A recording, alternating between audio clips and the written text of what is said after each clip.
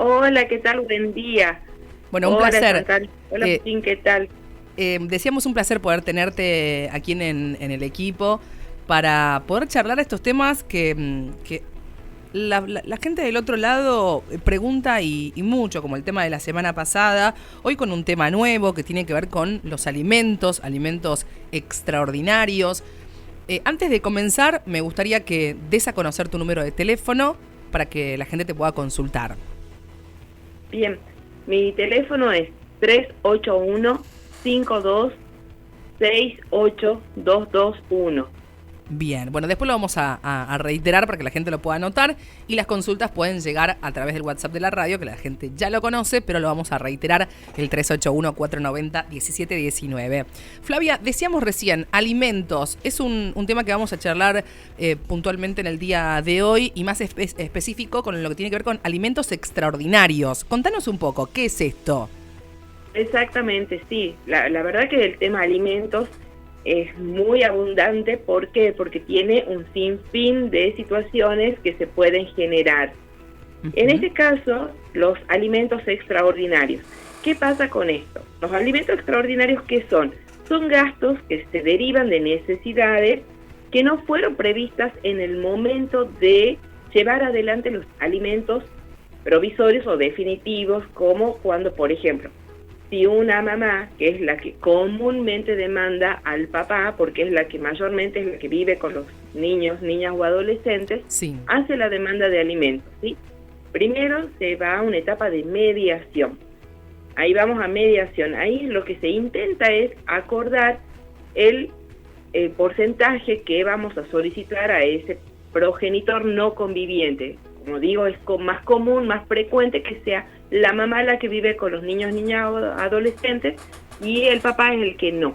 Pero pueden darse situaciones inversas, ¿sí? Entonces se solicitan los alimentos a ese progenitor o progenitora no conviviente, se trata de llegar a un acuerdo y luego, si eso no ocurre, se va a juicio.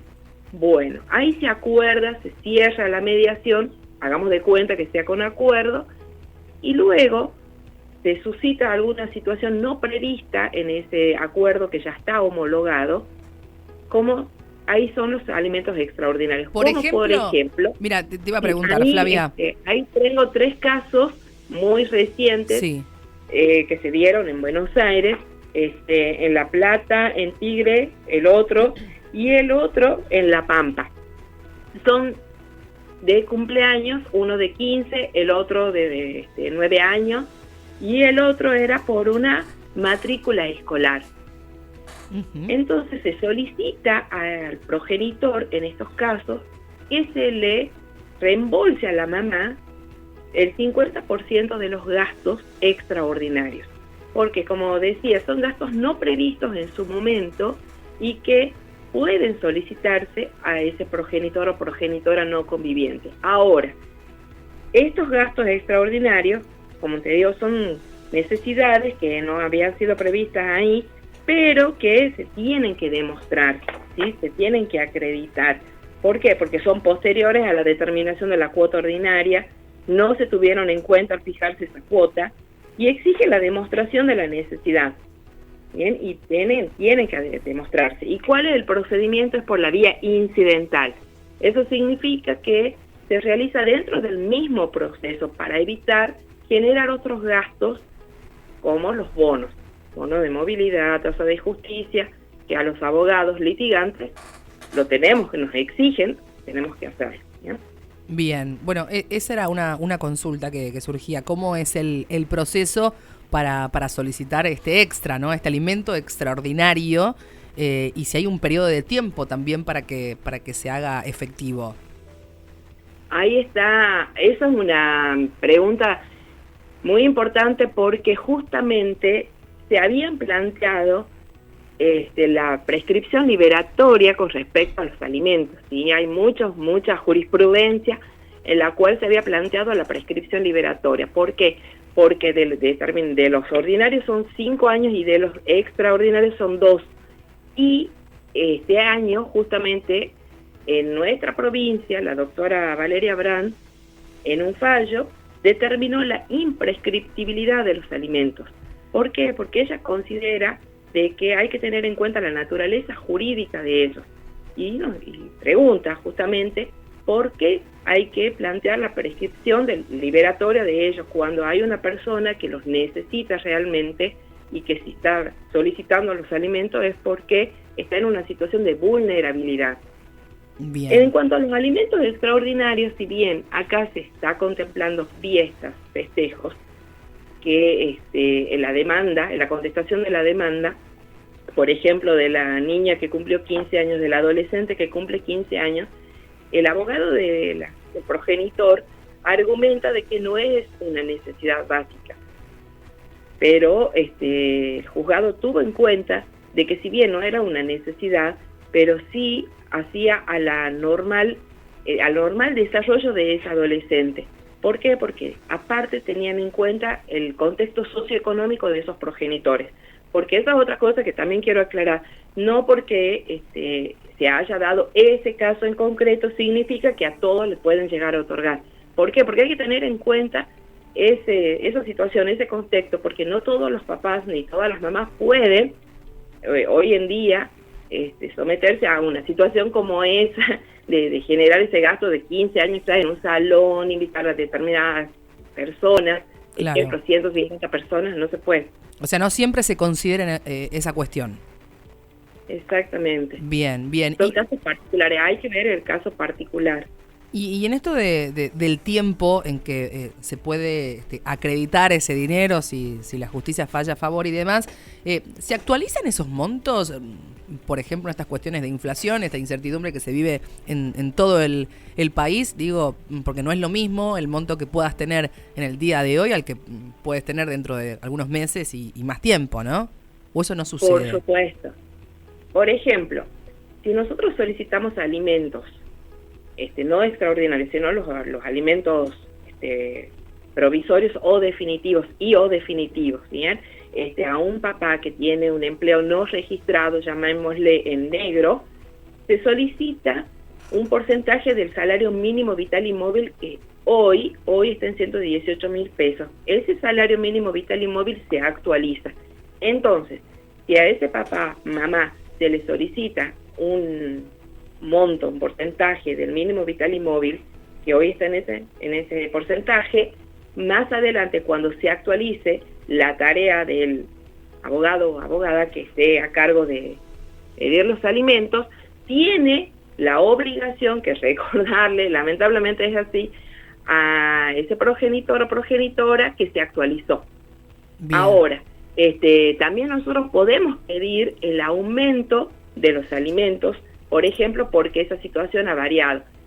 El niño o niña o adolescente necesita de otros elementos, llámese útiles, llámese vestimenta, actividades recreativas, situaciones que se van modificando, porque también convengamos de que no son los mismos gastos de esa niña cuando el niño o niña cuando es chiquito, cuando va creciendo.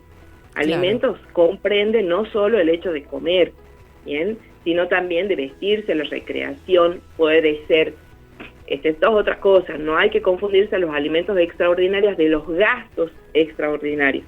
¿Por qué? Porque los gastos extraordinarios pueden comprender, por ejemplo, ya sea la ortodoncia, puede ser el ir a un tratamiento psicológico, fonoaudióloga. Bien, perfecto. Bueno, son un montón de cuestiones que van surgiendo y también Muchos es el hecho, doctora, de que, cada vez que quiero solicitar algo tengo que hacerlo a través de un abogado y muchos dicen prefiero no hacerlo por el gasto que me implica y quizás cuándo lo voy a terminar cobrando. ¿Qué pasa en esos casos cuando alguien no tiene para pagar un abogado? Bien, puede ir al consultorio jurídico gratuito que está en la calle Congreso 450 y está la Defensoría Oficial también. Es decir, uno puede contar con esas herramientas. ¿Por qué? Porque considero que los niños, niñas o adolescentes son fundamentales, son primordiales, por lo menos soy lo que defiendo. Perfecto. Siempre. Esa es otra cosa que me gustaría dejar un mensaje claro, que lamentablemente vemos muchas situaciones en las cuales esos niñas o adolescentes son usados como botín de guerra, ¿bien? Y no me parece bien de que esos niños estén en el medio de una contienda entre progenitores, porque son inocentes, ellos no tienen la responsabilidad ni la culpa de ningún tipo de inconveniente entre ellos. Muchas veces pasa que porque una progenitora o un progenitor está en pareja, empiezan los conflictos, tienen un acuerdo verbal no cumplido o que está siendo cumplido y ese progenitor o progenitora está en pareja y ahí empiezan los conflictos, no realmente de alimentos, sino el conflicto entre ellos y usan el tema alimentos para los niños estar en el medio. Ese es un mensaje que me gustaría dejar, que no lo hagan, porque la salud mental de esos niños es importante. Totalmente. Piensen cuando sean grandes. Ojalá que lo tomen quienes estén escuchando y demás, porque uno se entera de muchas situaciones respecto de esto y hacen que los niños se enteren, incluso van y le cuentan algo que dijo el papá, que dijo la mamá, los hacen llevar y traer información que no es para ellos. Está mandando un mensaje por acá Marta, dice, si uno es conviviente, uno de ellos, antes de esa convivencia, compra un inmueble, una casa. ¿Es un bien no compartido? Si uno se separa de esa persona, ¿qué pasa? Bueno, hay que ver en esa situación si ese bien lo compraron. Primero, si lo compraron con dinero, de cómo fue adquirido. Antes de la convivencia, claro, dicen, o sea, como que fuese de uno solo al principio. Claro, durante la convivencia, pero puede haber sido con dinero propio de la conviviente o del conviviente. Eso hay que discriminar también. ¿Con qué dinero fue adquirido? Primero. Segundo, si hubo un arreglo por escrito donde se le atribuye la vivienda a esa conviviente o a ese conviviente. Hay que ver el caso concreto, hay que saber si, primero, como digo, cómo fue adquirido, con qué dinero, y si hay un acuerdo entre ellos, si se le otorga la vivienda a una de las partes. Bien, hay un mensaje... mensaje... Hay lo que se llama la atribución de la vivienda. Le invito a escuchar un mensaje de un oyente. Sí, yo quería consultar a la doctora. Yo paso una mensualidad que me descuentan de mi salario, pero por ejemplo ahora la madre me exige la cuota del colegio, pero yo conversando con ella le decía de que no lo ponga en un colegio privado porque a mí no me da el sueldo para pagar una cuota de 40.000 pesos, porque yo tengo 2 hijos con mi actual pareja.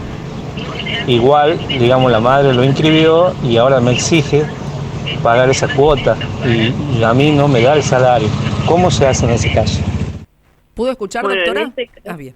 Sí. En ese caso, si no hay un acuerdo entre la cuota del colegio, se puede ir se puede hacer un escrito solicitando ya sea o la reducción o hacer ya otro juicio sobre responsabilidad parental en el cual se pone a conocimiento del juzgado, ya en este caso, esta situación. Bien. Se puede pedir ya sea la reducción de los alimentos, pero tendría que ver bien si está cumpliendo, si pues, todos los requisitos que conlleva. En este caso dice que él pasa la mensualidad y se la descuentan del sueldo directamente, ¿sí? O sea, un acuerdo que hubo en ese momento. Y hoy le piden aparte para lo que es el colegio. ¿No está incorporado como alimento el tema de la educación? Es que comprende. Lo que pasa es que yo por eso digo, no sé si recién ahora lo inscribió, no creo que ya a esta altura del año lo haya inscrito, sino que ya lo inscribió anteriormente. Claro. Usted viene pasando, me parece, ya dentro de esos alimentos, el colegio. La educación, perfecto. Claro. Un mensaje más, Ana, dice por acá, podrías preguntar por qué la página del Poder Judicial no deja ver los expedientes a la gente común y antes sí se podía. Si sabe usted y nos puede responder. Pasa que con la pandemia, desde la pandemia mejor dicho, nosotros tenemos que subir los escritos a la plataforma del Poder Judicial y los escritos de familias tienen carácter reservado. Es decir, si yo no soy parte, no puedo ver los expedientes de alguien que no estoy permitida. Claro. No me permite ver el expediente. Acá esta oyente, Ana, decía como que antes sí se podía. ver en la página algunos Nunca se expedientes. pudo ver en familia si uno no en está familia. personal. Perfecto. Nunca. Bueno, reiteremos el número de teléfono y dónde la podemos ubicar, doctora. Mi teléfono es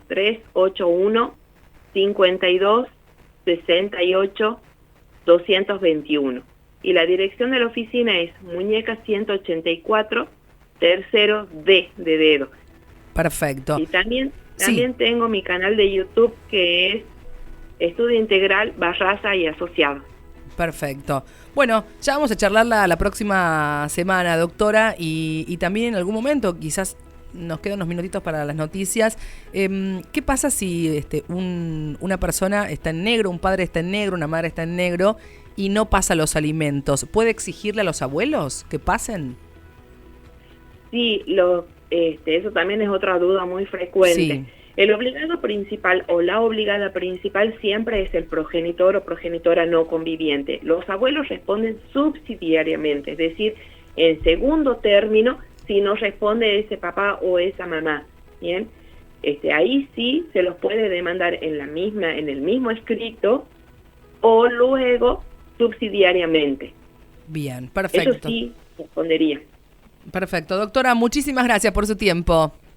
Por favor. Hasta Un luego. gusto. Hasta la próxima. Chao. La doctora Flavia Barraza con este Microfamilia y sus sesiones en el día de hoy.